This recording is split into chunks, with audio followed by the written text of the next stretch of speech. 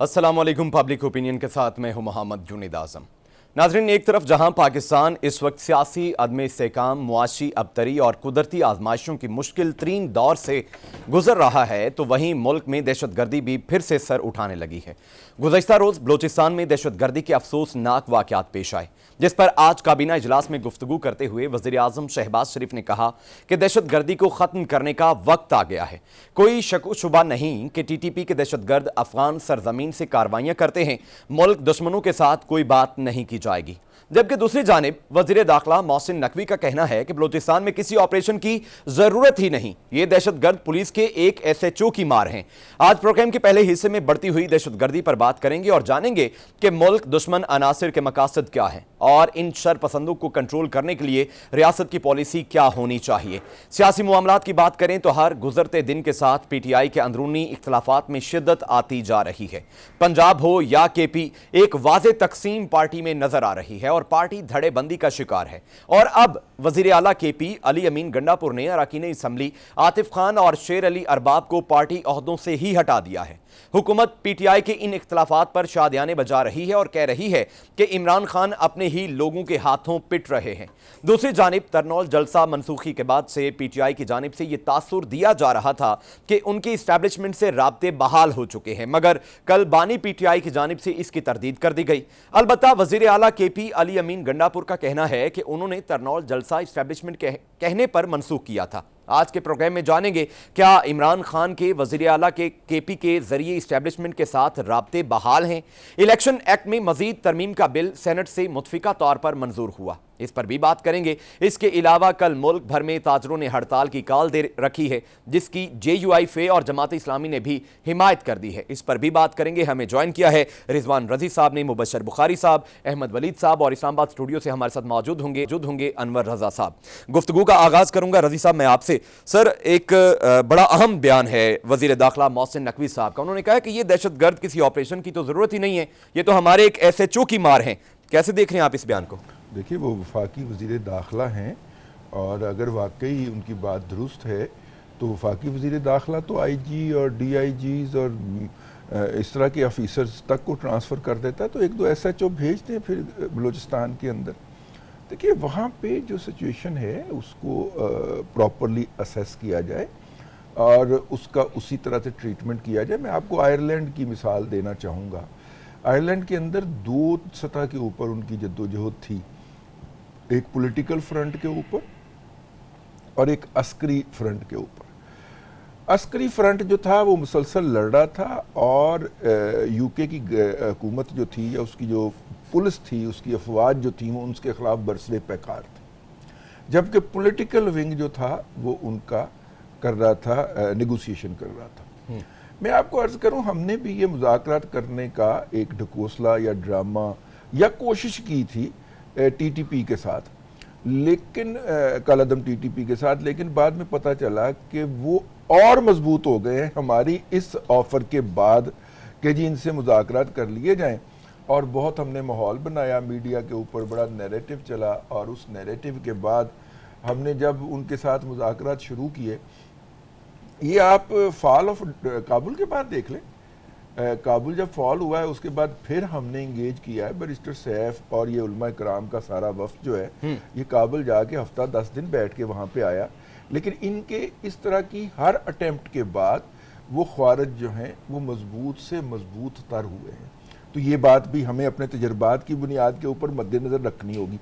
पहली तो ये बात हो गई, ठीक है। और दूसरा ये है कि अगर कोई शख्स आपके साथ बात करना ही नहीं चाह रहा जी, और वो इस मुल्क की जोग्राफिकल यूनिटी के अंदर अपना मुस्तकबिल देख ही नहीं रहा, तो ऐसे शख्स को आप दहशत गर्द या शरपसंद कह के अगर अपने मुआशरे में अमन रखना चाहते हैं तो उसे मुआशरे से आपको बाहर निकालना पड़ेगा, बाकी मुआशरे का फ्लो ना चले।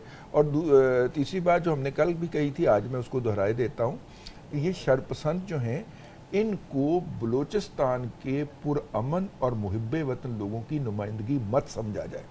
वहाँ पे कसीर तादाद है, 1.25 करोड़ के करीब तादाद है, और ये जो हम अपना BLA और इस तरह की दीगर कालादम तंजीमों के अरकान की कुल तादाद 1700 से ज़्यादा नहीं है।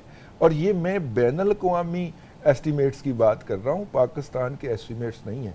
تو اتنے شرپسندوں کے ساتھ جو ہے وہ تو لا انفورسنگ ایجنسی کو بڑے آرام سے نپٹنا چاہیے. میرا خیال ہے کہ وہ سویلین کیجویلٹی کی وجہ سے تھوڑا سا ریسٹرین رکھتی ہیں، ادروائز ان سے نپٹنا چاہیے، ان کو نپٹنا پڑے گا. یہ پاکستان کی سوورنٹی کا اور انٹیگریٹی کا مسئلہ ہے. ٹھیک ہے. احمد ولید صاحب، سر دہشت گردی میں اضافہ، ملک دشمن عناصر کے اصل میں عزائم کیا ہیں؟ کیا آپ دیکھ رہے ہیں کہ حکومت اس دفعہ واقعی دہشت گردی کا یہ جو ناسور ہے اسے جڑ سے اکھاڑ پھینکے گی؟ دیکھیں، پاکستان کی جو حکومت ہے ایک عرصے سے ہم دیکھ رہے ہیں کہ بلوچستان اور جو مغربی سرحدیں ہیں اس کے اوپر یہ لا لیسنس اور یہ دہشت گردی کے جو مطلب چیزیں چل رہی ہیں اس کو نمٹنے کے لیے بہت ساری اسٹریٹجیز بنی. ایک آپریشن بھی ہوا، سوات آپریشن ہوا، جس کے بعد تھوڑا سکون ہوا پاکستان میں. اس سے پہلے ساری جو اس طرح کی تنظیمیں تھیں وہ کھل کے کام کر رہی تھی پاکستان میں. آپ نے دیکھا کہ پورے پاکستان بھر میں ہر شہر میں، بڑے شہر میں انہوں نے جہاں چاہا وہاں اٹیک کیا. اس آپریشن کے بعد پھر کافی عرصہ تک آپ نے دیکھا کہ بہتری آئی اور کچھ اس طرح سے معاملات بہتر ہونا شروع ہوئے. اچھا، اب دوسری بات آ گئی بلوچستان اور جو ادھر کے پی میں جو پاٹا کے ایریاز ہیں ان کی اور دونوں کی. بلوچستان میں اکثر کہا جاتا ہے کہ وہاں پہ BLA جو کالعدم ہے اور وہ متحرک ہے اور اس کو سپورٹ ہے بھارت کی. اوبیسلی جب اس طرح کی سچویشن ہوگی تو اس طرح کے جو آپ کے دشمن ملک ہیں وہ اس سے فائدہ اٹھائیں گے. تو دوسری چیز یہ ہے کہ وہاں پہ جو پولیٹیکل فورسز ہیں، کچھ فورسز، اب کل خواجہ آصف نے جو اسٹیٹمنٹ دی کہ اکبر بگٹی کی شہادت کے بعد بلوچستان کے حالات جو ہیں زیادہ خراب ہوئے. تو اس کا مطلب ہے کہ جو وہاں کے جو امن پسند لوگ تھے، یعنی بگٹی کو اب وہ امن پسند کہہ رہے ہیں، اس وقت ان کو دہشت گرد اور غدار قرار دیا گیا. تو میرا خیال ہے کہ اس طرح کے لوگ موجود ہیں جو آپ اگر ان کو پہلے اپنے ساتھ ملائیں اور ان کے ساتھ مذاکرات کریں، ان کے ساتھ بات چیت کریں، پھر جو اس طرح کی جو تنظیمیں ہیں وہ قوت نہیں پکڑ سکیں گی اس طرح سے. ان کو اس طرح سے جو طاقت مل رہی ہے اس وقت وہ نہیں مل پائے گی. اور پاکستان کی حکومت اور جو ادارے ہیں انہیں علم ہے وہاں پر کہ کون کون سی ایسے لوگ ہیں جو کہ چاہے وہ ان کو بولیں آپ ناراض بلوچی ہیں، چاہے وہ کچھ اور لوگ ہیں، کچھ سیاسی لوگ ہیں جو سیاسی عمل میں رہنا چاہتے ہیں، آپ ان کو انگیج کریں. جیسے رضی صاحب اگزامپل دے رہے تھے کہ ایک جو آئرلینڈ میں پولیٹیکل شن فین اور دوسری طرف وہ جو ان کی آئرش جو تنظیم تھی جو لڑ رہی تھی وہاں پہ، تو وہ دونوں طرف سے بات چیت چلتی ہے. یعنی میرے خیال میں دنیا بھر کی جنگیں، دنیا بھر کے اس طرح کی جو معاملات ہیں، دونوں ٹیکٹکس یوز کرنے چاہیے. ٹھیک ہے. یعنی کہ آپ لازمی نہیں کہ وہ دہشت گردوں سے ڈائریکٹ بات چیت کریں، ان کو آپ بالکل ان سے ان کا کلا کما کریں، اور دوسری طرف جو ہے جہاں پہ آپ کو بات چیت تھوڑی بہت شروع کرنی چاہیے وہاں پہ شروع کریں تاکہ انگیج رہیں، تو پھر جا کے شاید کوئی مسئلہ جو ہے کسی طرف جائے. دوسرا یہ کہ ہر مسئلے کا حل جو ہے سیاستدان کا ایک طریقہ کار ہے بات چیت کرنے کا. کچھ اداروں میں بات چیت آپ اس طرح سے نہیں کر پاتے. ٹھیک ہے. یعنی کہ وہ سیاستدانوں کا کام ہوتا ہے علاقے میں مسائل حل کرنا، اس طرح کے جھگڑے نمٹانا، کوئی لڑائیاں ختم کرانا، جو دشمنیاں چل رہی ہوتی ہیں ان کو ختم کرانا. تو ان کو طریقہ کار آتے ہیں. سیاستدان جو ہے وہ ہر ایک کی بات سنتا ہے، پھر کوئی نہ کوئی ایک سٹیپ آگے جا کے اس کو پھر آگے لے کے جاتا ہے. تو میرا خیال ہے کہ یہ ہمیں اس طرف بھی جانا چاہیے. اور دوسرا یہ کہ جو اس طرح کے ایلیمنٹس ہیں جن کو بھارت کی سپورٹ ہے یا اور ایلیمنٹس اس طرح کے جو انٹرنیشنل سپورٹ کے ساتھ دہشت گردی کر رہے ہیں، ان کے ساتھ بالکل جو اسی جیسے وہ کر رہے ہیں پاکستان کے ساتھ، ان کے ساتھ اسی طرح نمٹنا ہوگا. ٹھیک ہے. مبشر بخاری صاحب، سر جیسا کہ رضی صاحب نے فرمایا کہ ہم نے دیکھا کالعدم TTP کے ساتھ مذاکرات کے بعد وہ زیادہ مضبوط ہو گئے، تو اب آپ سمجھتے ہیں کہ یہ بلوچستان میں جو دہشت گردی پھیلا رہے ہیں عناصر، ان سے بات چیت کی جائے تو معاملات سیٹل ہو جائیں گے یا پھر وہ پہلے سے زیادہ سٹرونگ ہو جائیں گے؟ دیکھیے، سب سے پہلی بات تو یہ کہ ہم نا ایک کنفیوزڈ پالیسیز فارمولیشن کا شکار. ٹھیک ہے. ہم نے ہمیشہ اسی طرح کے ہائیبریڈ قسم کے فارمولاز بنائے کہ ہم اوور کم کر لیں گے اس پرابلم کو. لیکن میں آپ کو چلیے KP میں جو پیس ڈیلز ہوئی ہیں اس میں سراروغا کی ہوئی کمانڈر نیک محمد کے ساتھ، بیت اللہ محسود کے ساتھ ہوئی، اس سے پہلے عبداللہ محسود کے ساتھ ہوئی، صوفی محمد کے ساتھ ہوئی. چاروں ڈیلز، چاروں پیکٹ تھے باقاعدہ، اور جب ہم نے وہ پیک کیے تو انہوں نے اپنی سپیس زیادہ مزید مانگنے کی کوشش کی، اور اس کے نتیجے میں پھر ہم اینڈ پہ کنکلوڈ کیا نہیں اب آپریشن حل ہے. اور پہلا آپریشن ہم نے کیا سوات آپریشن، پھر ضرب عضب آ گیا، ہم نے نیشنل ایکشن پلان بھی دیا. آج پریکٹیکلی آپ دیکھیں تو نیشنل ایکشن پلان کے کتنے جو نکات ہیں وہ ان کو ان لیٹر اینڈ اسپرٹ امپلیمنٹ کیا گیا. اچھا، یہ بات بھی ٹھیک ہے کہ دونوں خواہ وہ خوارج ہوں یا بلوچ عسکریت پسند ہوں، ان کے تانے بانے ٹھیک ہے بھارت سے ملتے ہیں، لیکن بھارت سے تو بڑے پہلے بھی ملتے تھے. تو یہ سڈنلی جو ہائپ اور ہائی کا ہی ہے ان کے اٹیکس میں، کے پی میں بھی خوارج کے، بلوچستان میں بھی. تو اس کی وجہ کیا ہے؟ اس کی وجہ سمپل سی یہ ہے، ان دونوں کے درمیان ایک نیکسس اور ورکنگ ریلیشن شپ اسٹیبلش ہوا. وہ اپنا ایجنڈا ان کی ہیلپ سے کر رہے ہیں، اور ادھر وہ یعنی جو خوارج کا ایجنڈا بلوچستان میں جہاں پہ انہیں ان کی سپورٹ کی ضرورت ہوتی ہے وہ ان کی مدد دیتے ہیں. تو ہم نے کبھی ان معاملات کے اوپر سوچ کے حل نہیں نکالا. دنیا کے تمام تھنک ٹینکس اس بات پہ متفق ہیں کہ دہشت گردی کا علاج صرف فورس ہی ہوتا ہے، اور اس کے لیے ایک اہم چیز یہ ہوتی ہے کہ سب سے پہلے ان کے سلیپر سیلز تو اپنی جگہ پہ موجود ہیں، لیکن ان کو جو لوگ فیسیلیٹیٹ کر رہے ہوتے ہیں شہری آبادیوں میں، ان کو پوائنٹ آؤٹ کر کے کم از کم انہیں نیوٹرل کرنے کے لیے ایفرٹ ہونی چاہیے. اچھا، بلوچستان میں بھی اور کے پی میں بھی ہیونز موجود ہیں، بہت ساری ایسی جگہوں پہ جہاں پہ پولیس نارملی ریڈ بھی نہیں کر سکتی، چونکہ وہاں پہ جاتے ہوئے ذرا کچھ ریڈ لائنز کو کراس کرنے کا اندیشہ ہوتا ہے. جب تک آپ ان چیزوں کو دیکھیں گے نہیں، اس حوالے سے واضح پالیسی نہیں اختیار کریں گے، تب تک جو ہے نا اس مسئلے کا حل نہیں نکلنا. اسی طرح ہی ہم کنفیوژن میں رہیں گے. جی بات کر لیجئے، جی تھوڑا سا ٹارگیٹڈ آپریشن کر لیجئے. نو، اس کا حل یہ نہیں ہے. اس کا حل یہ ہے کہ پوری قوم کو اور پوری جو ہماری ریاست ہے، ریاست کے تمام جو ایلیمنٹس ہیں، آرگنز ہیں، ان کو ایک پیج پہ ہو کے ڈیسائیڈ کرنا پڑے گا کہ ہم نے یہی ایک ایملگمیٹڈ قسم کی پالیسی دینی ہے، یا پھر ہمیں اسٹریٹ فارورڈ جانا ہے. ان شارٹ سر کہ پوری طاقت کے ساتھ اب ان سے نمٹنا پڑے گا. انور رضا صاحب، سر مذاکرات کہیں یہ تاثر تو نہیں دیں گے کہ ریاست کمزور ہے؟ دیکھیے جنید، بلوچستان میں دہشت گردی کے خاتمے کے لیے جو پولیٹیکل گورنمنٹ ہے بلوچستان کی اور وفاق کی، اور بالخصوص اسٹیبلشمنٹ بھی، انہیں مختلف آپشن پر میرے نزدیک غور کرنے کی ضرورت ہے. ایک تو مذاکرات آپ ان سے کیجئے جو آئین اور قانون اور آپ کے دستور کو تسلیم کرتے ہیں. ٹھیک ہے، آپ قبائلی عمائدین اور سیاسی حکومت کے ذریعے ان سے مذاکرات ضرور کریے اور عوامی حمایت پیدا کیجئے اس آپریشن کے خلاف. دیکھیے، اگر آپ اس طرح نہیں کریں گے تو جو سیٹلڈ ایریا ہیں اور جو عوامی حمایت یہاں سے لوگوں کو ملتی ہے، میں ان کے بلوچستان ان لوگوں کی بات کروں گا، کسی کا نام مینشن نہیں کروں گا، جو آزادی کے حصول کی تحریک چلائے ہوئے ہیں، وہ جب ان دہشت گردوں کو پروموٹ کرتے ہیں اور ان کی حمایت کرتے ہیں تو ایک عوامی حمایت ان کے ساتھ جمع ہو جاتی ہے. اور بڑی امپورٹنٹ بات آج مجھے بڑا ویسے حیرت ہوئی کہ اس طرح کا غیر سنجیدہ اسٹیٹمنٹ اگر وزیر داخلہ کی طرف سے آئیں گے کہ ایک پولیس ایس ایچ او وہاں پر آپریشن کر سکتا ہے، آپریشن کی ضرورت نہیں. وہاں پر پولیس ایس ایچ او تو کیا، وہ اپنے کسی بندے پر، دہشت گرد پر گولی ہی نہیں چلاتا. اس کی بنیادی وجہ کیا ہے کہ اس نے وہیں رہنا ہے، اس کے بال بچے وہیں ہیں، اس نے اپنے بچوں کو اسکول بھیجنا ہے، اس کو انہیں سے پتہ ہے کہ دہشت گرد میرے خاندان کو ٹارگٹ کریں گے. اس لیے وہاں پر اس طرح کے غیر سنجیدہ اسٹیٹمنٹس نہیں آنے چاہیے. وہاں پر سیکیورٹی فورسز جو انٹیلیجنس بیسڈ آپریشن کرتی ہے وہ اب بھی جاری ہیں. اچھا، اس کو دیکھنا کیا ہے؟ آپ دیکھیے کہ جس طرح سوات اور فاٹا میں جس طرح آپریشن کیا گیا، آپریشن ضرب عضب، اس طرح کا جو آپریشن اب عزم استحکام جو ہونے جا رہا ہے، جاری بھی ہے. اس کے بعد کیا ہوتا ہے؟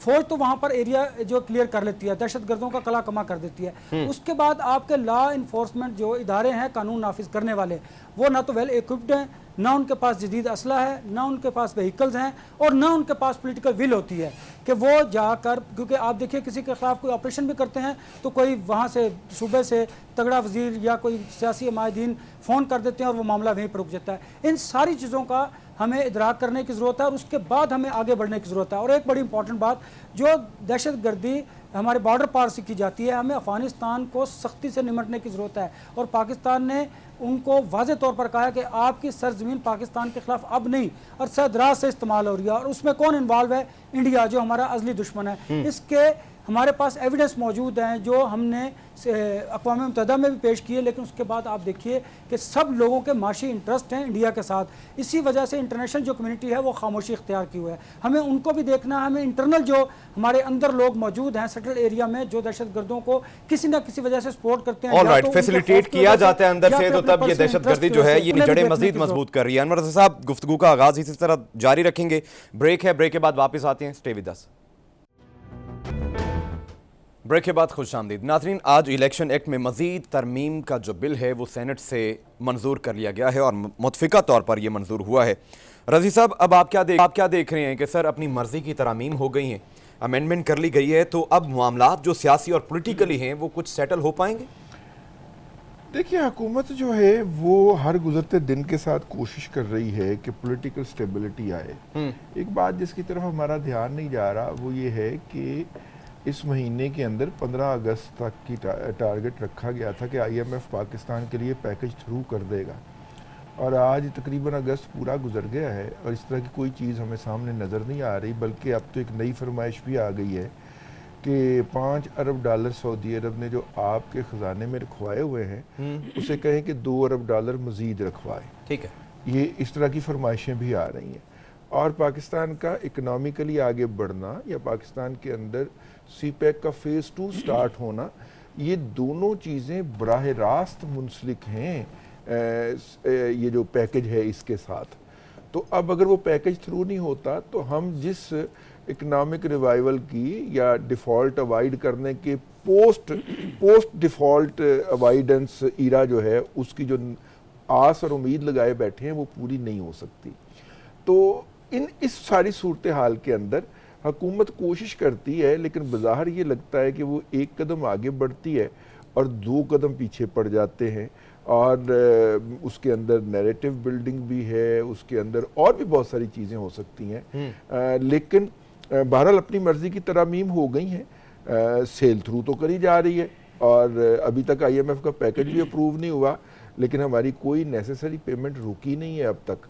تو اس لیے لیٹس ہوپ فار گڈ، اور ہم امید کرنی چاہیے کہ آئی ایم ایف کا پیکج جو ہے وہ جلدی اپروو ہو۔ آئی ایم ایف کا جو شیڈیول جاری ہوا ہے پاکستان کا نام تو نہیں ہے اس میں؟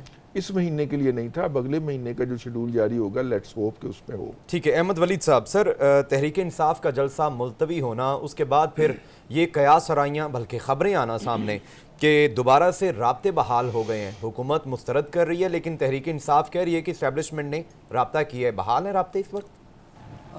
گنڈا پور کے مطابق تو بحال ہے رابطہ۔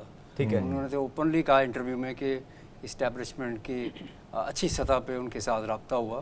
انہوں نے کہا کہ جلسہ منسوخ کر دیں، پھر گیٹ کھولے جیل کے، اور ساری تفصیل انہوں نے بتائی ہے کہ کس طرح سے، اگرچہ عمران خان یہ کہہ رہے ہیں کہ ان کی جو مطلب کوئی رابطہ نہیں ہے اسٹیبلشمنٹ کے ساتھ، تو وہ ایک مسئلہ ہے کہ وہ ابھی چھپا رہے ہیں، لیکن یہ کہ بات چیت تو چلتی رہتی ہے، اسٹیبلشمنٹ بھی رابطے رکھتی ہے، جو بانی پی ٹی آئی ہیں ان کے ساتھ، چاہے وہ شروع سے یہ کیا سرائیاں تھیں کہ گنڈا پور جو ہیں چیف منسٹر بنے ہیں، تو اس کا مقصد یہ کہ یہ رابطہ کاری کریں گے، اور یہ مؤثر شخص ہیں جو اگر کوئی کل کو کوئی حل نکلتا ہے، کوئی صورتحال بہتر ہوتی ہے تو ان کو بالکل ذریعہ بنایا جا سکتا ہے، اور وہ ذریعہ بن بھی رہے ہیں، اور انہوں نے اوپنلی ایڈمٹ بھی کر لیا ہے کہ بالکل ہمارا رابطہ ہوا تھا اور اس پہ ہم نے یہ جو جلسہ منسوخ کیا ہے اور ان کے کہنے پہ کیا ہے۔ تو ٹھیک ہے، اچھی بات ہے، سیاسی جماعت ہے، سیاسی جماعت کے ساتھ آپ دیکھیں کہ کے پی میں ان کی حکومت ہے، اور کے پی بڑا اہم جو صوبہ ہے، اور وہاں پہ اگر رابطہ کاری جاری رہے گی تو نتائج تو بہتر آئیں گے۔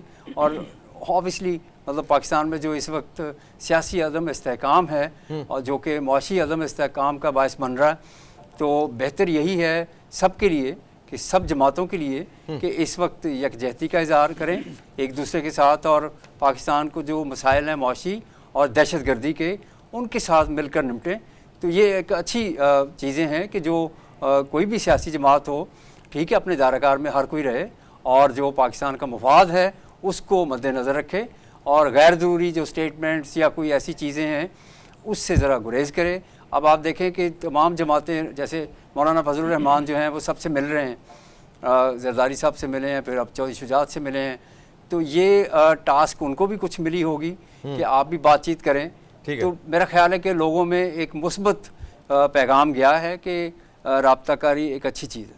صحیح ہے. بخاری صاحب, سر سیاسی جماعتوں میں ڈائیلاگ کا جو امکان ہے وہ موجود ہے, اور کیا آپ سمجھتے ہیں کہ بانی تحریک انصاف کی رہائی ممکن ہو پائے گی, کیونکہ اب 9 مئی کے کیسز ہیں جن پر ضمانت ہونا باقی ہے, کیا سمجھتے ہیں آپ؟ جی دیکھیے, پاکستان میں ایک بہت بڑا مسئلہ ہے, یا تو سیاسی بنیادوں پہ کیسز بنتے ہیں, ٹھیک ہے, یا پھر اسی بنیادوں پہ جینون کیسز کا بھی خارج ہو جاتے ہیں. اچھا, چونکہ میں اپنے آپ کو سمجھتا ہوں کہ رول آف لاء کی بات کرنی ہے اور رول آف لاء ہی اس ملک کا حل ہے, تو اس میں سمپل سا ایک کلیہ ہے کہ اگر کسی نے کچھ کیا ہے, ایویڈنس اپنی جگہ پہ موجود ہے تو اسے کنوکٹ کیجئے, اگر کچھ نہیں کیا, سیاسی بنیادوں پہ بند کیا, تو اسے ریلیز کیجئے.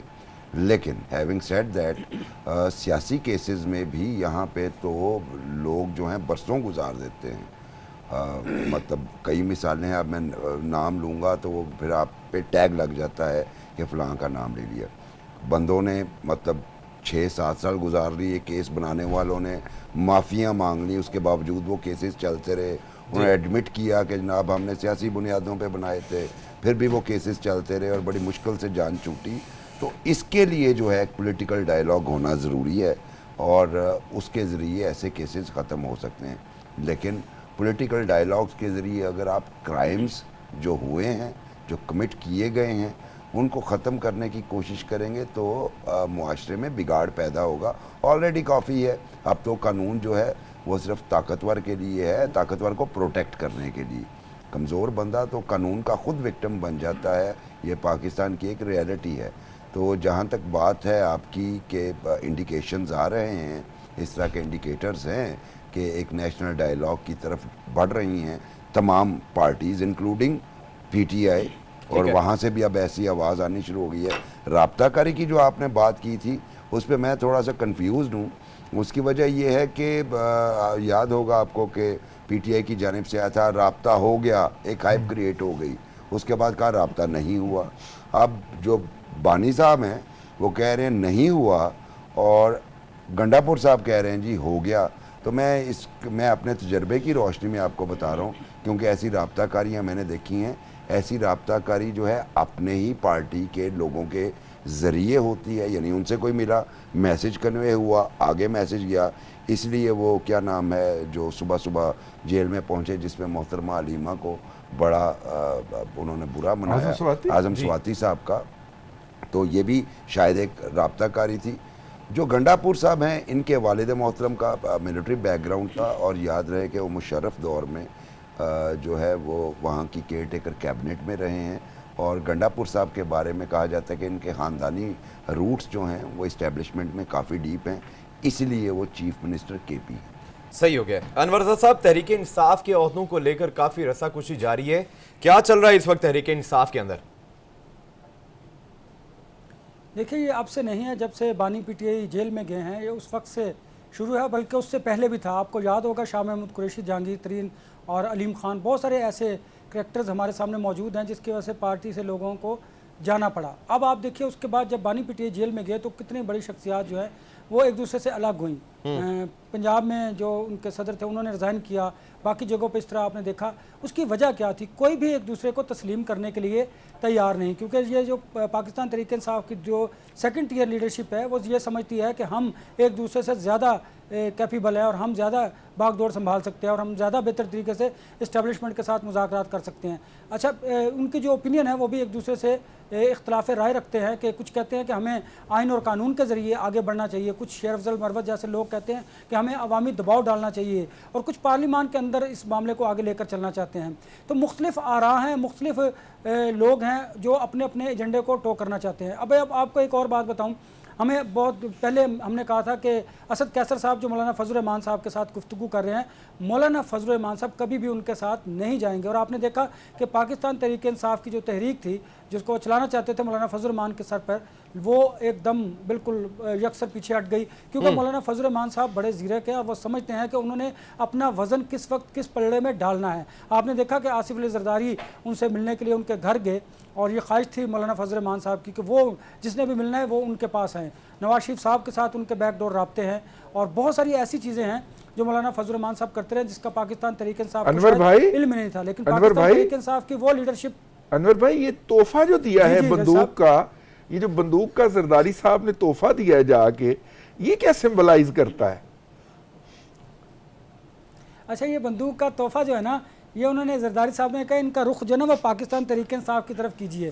तो इसलिए उन्होंने वैसे रजी साहब ने कल इसका बड़ा बेहतरीन जवाब दिया था। मैंने पूछा था रजी साहब से कि मौलाना साहब किसकी तरफ जाने वाले हैं, तो रजी साहब ने फरमा दिया था कल ही इक़्तिदार की तरफ। और फिर मेरी बात सुने जुनैद साहब, नहीं आपको पता है इस मुल्क में बंदूक किसके पास होती है और हुक्मरानी किसकी है, तो फिर आप समझिए ना, थोड़े को ज्यादा जानिए ना। ठीक है, सही हो गया। अच्छा, क्या अभी भी रजी साहब आप समझते हैं कि पीटीआई और JUI फे इकट्ठे चल सकते हैं, हुकूमत के खिलाफ कोई बड़ा एक अलायंस करके कोई टफ टाइम दे सकते हैं? देखिए, पॉलिटिक्स है, पॉलिटिक्स के अंदर हर एक ने अपनी रेलेवेंस बरकरार रखनी होती है। ठीक है, मौलाना ने अपनी रेलेवेंस बरकरार रखी कि देखो, अगर मैं मैन पावर फ्राहम कर देता हूँ बानी पीटीआई को, तो वो आपके लिए मसाइल खड़े कर सकता है, तो लिहाजा मुझे भी गिना जाए, तो उनको गिन लिया गया। यानी कि मौलाना फजल रहमान साहब ने अपनी सियासत जो है वो बानी पीटीआई के कंधे पे रख के सियासी बंदूक चला दी है, और ये ना पीटीआई को पता चलने दिया है ना बानी पीटीआई को पता चलने दिया। आप इससे मौलाना की जो ज़ीरक सियासत है उसका अंदाज़ा करिए कि इनका ख्याल था कि हम मौलाना को इस्तेमाल करेंगे, पीटीआई का ख्याल था कि हम मौलाना को इस्तेमाल करेंगे। इनके जो खाकसार हैं, इनके जो कारकुनान हैं, वो सड़कों पे आएंगे, डंडे खाएंगे और उसके नतीजे के अंदर हमारी तहरीक में जान पड़ जाएगी। तो मौलाना ने उल्टा ये कह के इस्टेब्लिशमेंट को और हुकूमत को कि देखें, मैं अगर उसकी तहरीक में जान डाल दूंगा तो आपके लिए मसाइल पैदा होंगे, अपने लिए एक पॉलिटिकल स्पेस जनरेट की है। आसिफ जरदारी मुंतखब सदर है पाकिस्तान के और अपनी पार्टी के सरबराह हैं, उनका चल के जाना मौलाना के घर, ये बहुत बड़ी बात है। ठीक है, मजीद बात करेंगे हम कि काजी फाइज ईसा को एक्सटेंशन मिलने वाली है या नहीं, क्योंकि आज़म नज़ीर तारड़ साहब ने आज बात कर दी। इसके अलावा महंगाई पर कल पूरे पाकिस्तान में हड़ताल की कॉल है। ब्रेक के बाद वापस आते हैं, साथ रहिए। ब्रेक के बाद खुश आमदीद नाजरीन। जुडिशरी को लेकर तहरीक इंसाफ के बानी ने एक बयान दिया था और स्पेशली काजी फाइज ईसा की एक्सटेंशन के हवाले से उन्होंने कहा कि एक्सटेंशन देना हुकूमत की मजबूरी हो सकती है, अगर हुकूमत इस तरह का कोई कदम उठाती है तो फिर पूरे मुल्क में हड़ताल की कॉल दूंगा। अहमद वली साहब, आज वज़ीर कानून आज़म नज़ीर तारड़ साहब ने यह वाज़ेह कर दिया है कि काजी फाइज ईसा के बाद जस्टिस मंसूर अली शाह साहब जो हैं वो चीफ जस्टिस बनेंगे। हुकूमती जो हुकूमत है उसने दबाव ले लिया है इमरान खान साहब का, या फिर वैसे ही वो जो सीनियरिटी है उसी को मद्देनज़र रख रहे हैं?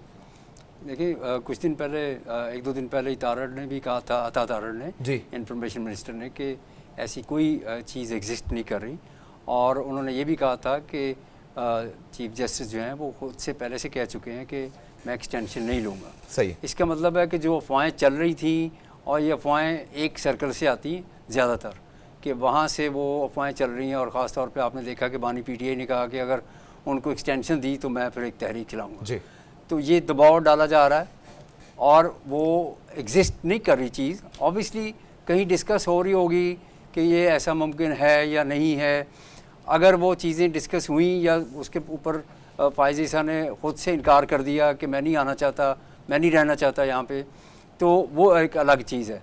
लेकिन ये कि ऑब्वियसली पाकिस्तान में लोग जो हैं इन्हीं अफवाहों, इन्हीं चीज़ों पे ज़िंदा हैं।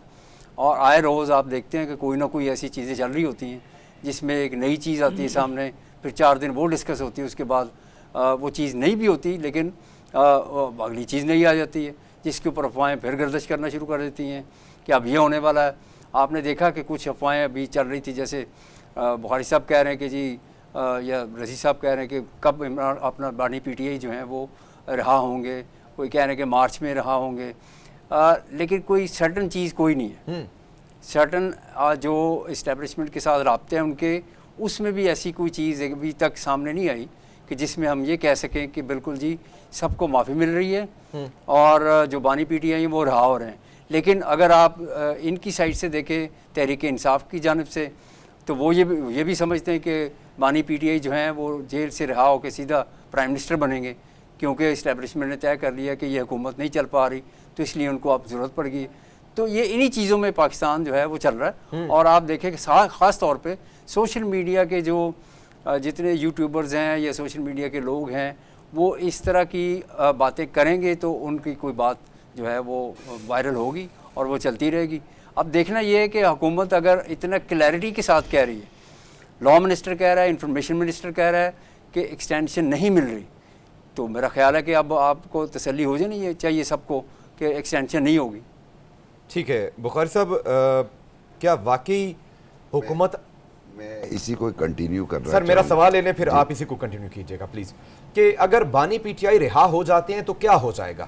حکومت اگر انہیں رہا ہونے دے تو کیا حکومتی معاملات بڑے احسن طریقے سے نہیں چل سکتے؟ اس پہ میں عرض کرتا ہوں، لیکن یہ پہلے ایکسٹینشن والی بات پہ مجھے سمجھ نہیں آتی کہ جب چیف جسٹس فائز عیسیٰ خود کہہ چکے ہیں کہ میں ایکسٹینشن نہیں لوں گا، صحیح ہے، اس کے بعد حکومت کی طرف سے آتا ہے، تو کیا وجہ ہے کہ پی ٹی آئی کی جانب سے، بانی کی طرف سے اس طرح کی چیزیں آ جاتی ہیں؟ اس کا ایک بیک گراؤنڈ ہے، اور وہ بیک گراؤنڈ ہم رضی صاحب، احمد ولید اور انور رضا واقف ہیں کہ پی ٹی آئی کے اپنے دور میں ایک فارمولہ انہوں نے ڈیوائز کیا تھا کہ اس حوالے سے ہم لیجسلیشن کریں گے جس پہ سی جے پی کی عمر جو ہے وہ ہم 68 پہ لے جائیں گے، جس کے نتیجے میں 2035 تک وہ جو ایک ہم خیال گروپ تھا جوڈیشری کے اندر، وہ سارے وہی لوگ سی جے پی آئیں گے اور جو ان کے مخالفین ہیں وہ آٹومیٹکلی فارغ ہو جائیں گے. اچھا، چونکہ یہ ایک پلان ہے، اس کا مجھے علم ہے کہ یہ اس وقت زیر بحث آیا تھا، چونکہ یہ پی ٹی آئی نے تیار کیا تھا، اب انہیں وہی اپنا ہی پلان ہانٹ کر رہا ہے کہ ہم نے چونکہ ایسا سوچا تھا، یہ نہ ہو کہ ہمارا ہی پلان یہ حکومت جو ہے وہ لے کے امپلیمنٹ کر دے، اور اس سے زیادہ کوئی بات نہیں. دوسری بات یہ ہے کہ آپ نے فرمایا کہ باہر آ کے وہ پرائم منسٹر کیسے کیئر ٹیکر سیٹ اپ میں بنیں گے، نیشنل گورنمنٹ کے بنیں گے؟ یہ مزید سوالات ہیں نا. جب باہر آئیں گے تو پھر نیشنل گورنمنٹ بنا کے انہیں پرائم منسٹر بنا دیا جائے گا؟ ناٹ نہیں پاسبل. سر، میں یہ عرض کر رہا ہوں، پوچھنا چاہ رہا ہوں کہ اگر وہ رہا ہو جاتے ہیں، جی میں وہی عرض کرنے جا رہا ہوں. ٹھیک ہے، اس کے بعد کیا الیکشن ہوں گے؟ الیکشن کے بعد پھر ہم آنکھیں بند کر کے یقین کر لیں کہ جی 2/3 میجورٹی وہ لے جائیں گے اور پرائم منسٹر بن جائیں گے؟ اس صورت میں تو چانس ہے. ابھی اگر اسی اسمبلی میں کے ذریعے وہ رہا ہوتے ہیں تو ٹرین تو انہوں نے پہلے ہی مس کر دی، جب پیپلز پارٹی کی جانب سے انہیں واضح آفر گئی کہ جناب علی آپ حکومت سازی کریں، ہم آپ کو سپورٹ کرتے ہیں. لیکن بانی صاحب جو ہیں وہ چاہتے ہی نہیں کسی اور بندے کو شاید پرائم منسٹر دیکھنا، یا پھر دوسری، چونکہ وہ زیرک ہیں، انہیں دوسری صورتحال یہ کہ انہوں نے کہا اگر پی ٹی آئی یہاں پہ حکومت بنائے گی تو اس سے پہلے جب اچھی پوزیشن میں تھے تب کچھ نہیں ہوا، تو ان حالات میں وہ کیا کر لیں گے؟ چلیے فرض کر لیجئے بانی باہر آتے ہیں، الیکشن لڑتے ہیں کسی ضمنی کہیں سے خالی کروا کے، وہ بھی اگر آ جاتے ہیں تو وہ اس صورتحال میں کیا کریں گے؟ انہیں دوبارہ IMF کے پاس جانا پڑے گا اور یہ ساری شرائط ماننا پڑے گی جو یہ حکومت کڑوا گھونٹ پی رہی ہے. اس لیے مجھے لگتا ہے کہ ایسا چانس تو کم از کم نہیں ہے. باہر آنے کی جو بات کہی وہ بات میں اتفاق کرتا ہوں رضی بھائی سے، جو وقفے کے دوران بات ہو رہی تھی کہ مطلب 4-6 ماہ میں مجھے چانس نظر نہیں آتا. ٹھیک ہے انور رضا صاحب، کل ایک ہڑتال کی کال ہے، تو کیا حالات ہیں اس وقت شہر اقتدار کے؟ بند کرنے کا پلان کیا جا رہا ہے حکومت کی جانب سے یا پھر ہڑتال کرنے دی جا رہی؟ جنید، مجھے اگر آپ اجازت دیجئے تو میں آپ کے سوال پہ بعد میں آؤں گا. میں ایک بات سر میرے پاس ٹائم بہت شارٹ ہے، ابھی IMF باقی رہتا ہے، پلیز. اوکے، ویسے آپ جب میرے پاس آتے ہیں آپ کے پاس ٹائم شارٹ ہی ہوتا ہے، تو چلیے خیر میں آپ کے اس بات پہ کمنٹ کر دیتا ہوں. ریڈ زون پر انہوں نے کنٹینرز گورنمنٹ نے لگائے ہوئے ہیں اور کنٹینرز کو بالکل انہوں نے جیم پیک کیا ہوا ہے ریڈ زون کو، تاکہ ریڈ زون کے اندر کوئی داخل نہ ہو. اس کی 2 وجوہات ہیں. ایک تو یوٹیلیٹی سٹور کے جن ملازمین کو فارغ کرنے کی بات کی جا رہی تھی، یوٹیلیٹی سٹورز کو بند کرنے کی وہ لوگ، اور دوسرا کل جو ہڑتال دی جا رہی ہے اس کے لیے جو میئرز لیے گئے ہیں سیکیورٹی کے وہ خاصے سخت ہیں، اور ایک ٹیئر بنائی گئی ہے کنٹینرز کے ذریعے تاکہ جو ہمارے ریڈ زون ہے اس میں کوئی داخل نہ ہو سکے. ٹھیک ہے، اب آپ بانی PTI پر جو کمنٹ دینا چاہتے ہیں پلیز. कोई बात नहीं, आप नहीं अनवर साहब आप नहीं आप प्लीज प्लीज प्लीज। मैंने जस्ट एक बात करनी थी कि बानी पीटीआई आएंगे, बाहर जाएंगे, अगर बाहर आएंगे तो फिर बाहर जाएंगे, अदरवाइज और उनके पास कोई चाराकार मतलब वो पाकिस्तान में नहीं रहेंगे, वो बाहर चले जाएंगे। हाँ जी बिल्कुल ऐसा ही होगा, और डील के जरिए जाएंगे, अदरवाइज वो मुल्क से, वो जेल से बाहर नहीं आ सकते। मैंने आपको कहा जब फैज़ हमीद साहब गिरफ्तार हुए उससे पहले की सिचुएशन कोई और थी। मैं खुद कहा करता था कि इस्टेब्लिशमेंट और बानी पीटीआई के दरमियान मुज़ाकरात हो रहे हैं, लेकिन जब फैज़ हमीद गिरफ्तार हुए उसके बाद इंटायरली सिचुएशन तब्दील हो चुकी है। अब वो हालात नहीं है जो पहले थे, इसलिए अब अगर खान बाहर आएंगे तो वो किसी डील के जरिए आएंगे, और बाहर आकर या तो वो सुकूनत इख्तियार करेंगे या मुल्क से बाहर जाएंगे। तो रजी साहब फिर ये इतना जो अरसा उन्होंने ये जेल बर्दाश्त की है, तो क्या फिर वो ये डील करने के लिए बर्दाश्त की है कि बाहर निकलेंगे और बाहर चले जाएंगे? बर्दाश्त कहाँ की है, सारी फैसिलिटेशन थी उनको। लेकिन मैं एक बात आपको बताना चाह रहा हूँ, और वो ये है कि काजी फायद ईसा साहब ये बात कह चुके हैं कि वो एक्सटेंशन कबूल नहीं करेंगे। ठीक है, लेकिन वो रीअपॉइंटमेंट तो कबूल कर सकते हैं ना, वो दोबारा उनकी तकर्री अमल में आ जाए, क्योंकि दोनों पार्टियों के मंशूर के अंदर कॉन्स्टिट्यूशनल कोर्ट का बकायदा एक नुक्ता शामिल है और एक चार्टर ऑफ डेमोक्रेसी का हिस्सा है। हाँ। ये जो पैकेज जिसकी हम जुडिशियल पैकेज की बात कर रहे हैं उसमें इस पे जोर दिया जा रहा है। और अगर काजी साहब को कॉन्स्टिट्यूशनल कोर्ट का नया पहला चीफ जस्टिस अपॉइंट किया जाता है तो मेरी ये राय है कि उन्हें करनी चाहिए, और मेरी ये इतला भी है कि वो कर लेंगे। लेकिन chief justice of this court के तौर पे उन्हें एक्सटेंशन मिलेगी, वो इससे इनकार कर देंगे। ये उनके बहुत करीबी हलकों से मेरी बात हुई है, तो उन्होंने कहा है कि वो इस पोस्ट के ऊपर कतअन 24 अक्टूबर के बाद कंटिन्यू नहीं करना चाहेंगे। तो ये आप इस फर्क को समझिए, एक्सटेंशन नहीं होगी, अगर होगी तो रीअपॉइंटमेंट होगी, लेकिन उससे पहले कॉन्स्टिट्यूशनल कोर्ट बनेगी तो ये सारा कुछ होगा, जिसके लिए हुकूमत को 2/3 चाहिए, और 2/3 के लिए मौलाना फजलुर रहमान साहब सरगर्म। ठीक है। अहमद वली साहब, गैस लाइन बिछाने में नाकामी, अब ईरान ने पाकिस्तान को आइंदा माह आलमी सालसी अदालत जाने का हतमी नोटिस दे दिया है, तो क्या देख रहे हैं आप, ये क्या होने वाला है आगे? देखिए सारा ये प्रेशर जो है वो अमेरिकन प्रेशर है पाकिस्तान के ऊपर। ठीक है। पाकिस्तान चाह रहा था कि कोई फेवर्स मिल जाए अमेरिका से कि गैस पाइपलाइन जो है, क्योंकि ईरान जो है पाकिस्तान के ऊपर दबाव डाल रहा है कि भाई हमने अपनी साइड का सारा काम कर लिया है, अब आपके ऊपर डिपेंड करता है कि आपने कब तक ये मुकम्मल करना है।